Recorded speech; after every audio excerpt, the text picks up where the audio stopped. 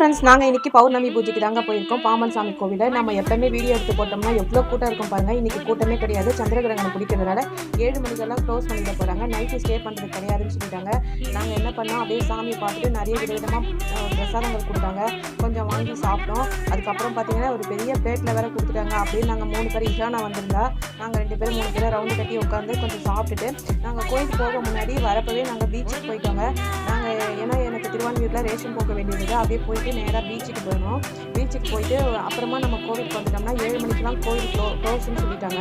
அதனால் நாங்கள் வந்து நேராக போயிட்டு அங்கே நிறைய கொஞ்சம் நேரம் ஒரு ½ அன் அவர் வந்து இஃபனாவையும் விளையாட வச்சுட்டு நாங்களும் கொஞ்சம் அப்படியே செல்ஃபி ஃபோட்டோலாம் எடுத்துகிட்டு நாங்கள் அதுக்கப்புறமா தாங்க பாம்பன் சாமி கோவிலுக்கு போனோம்.